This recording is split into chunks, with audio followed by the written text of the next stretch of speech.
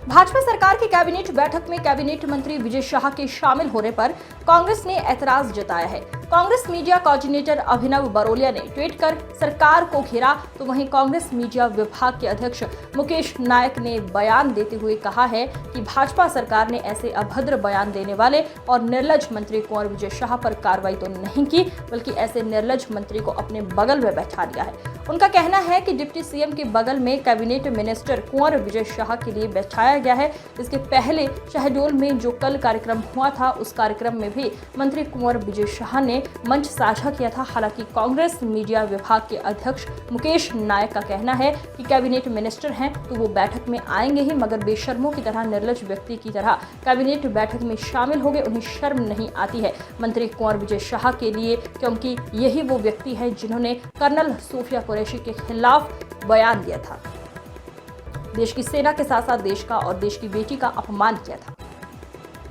नहीं, cabinet minister है तो कैबिनेट में तो आएंगे ही। थोड़ी शर्म लगी, खुद से लज्जित हो गए, इसलिए मीटिंग में नहीं आ रहे थे।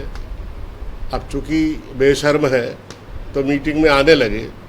और आपने कहा वो उप मुख्यमंत्री के बगल में बैठे थे।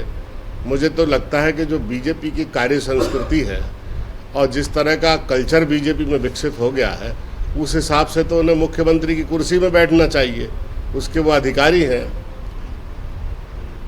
बहुत दुर्भाग्यजनक है जो राजनीति में गिरावट आई है, जिस तरह से राजनीतिक मूल्य कमज़ोर पड़ रहे हैं और जिस तरह से बीजेपी ने पूरी राजनीतिक संस्कृति और परंपराओं को एक घटियावाद की ओर ढकेल दिया है, बहुत दुर्भाग्यजनक है।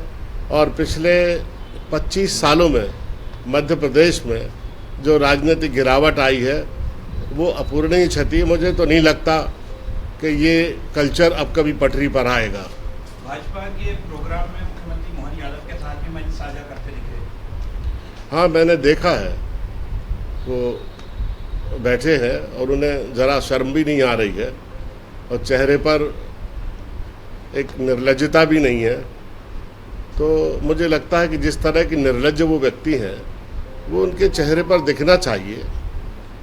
पूरा देश स्तब्ध है उनके बयान से, पूरे देश में प्रतिक्रिया हुई है।